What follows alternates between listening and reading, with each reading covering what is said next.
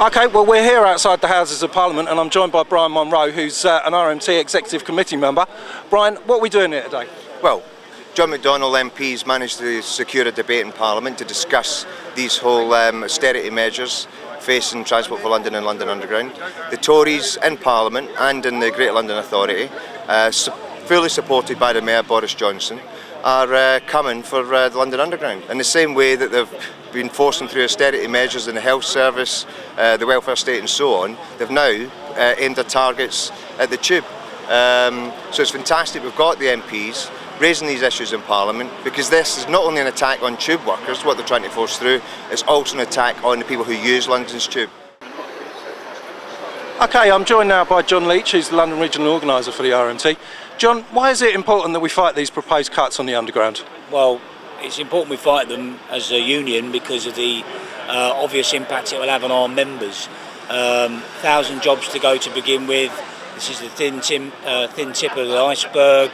And also because, you know, those staff that will be left behind afterwards will be working in a much less safer place.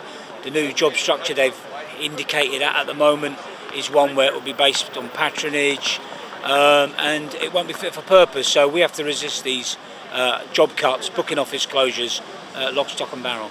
Okay, so we've balloted our members and they've returned a huge mandate for industrial action. So can you tell us a bit about the form that the industrial action will take, John?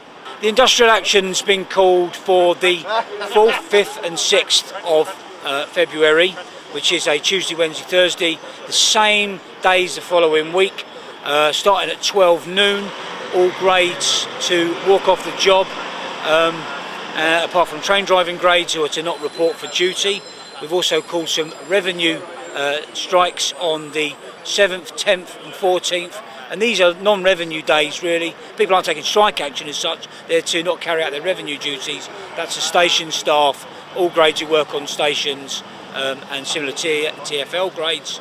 And we've also called an overtime ban from this Friday this week, which is for station staff. No rest day working and no overtime. Now, these are a whole range of industrial action that's been called. There will be more called and there may be different kinds of action called. We have to use all the tools in the toolbox, but there's plenty of time to talk.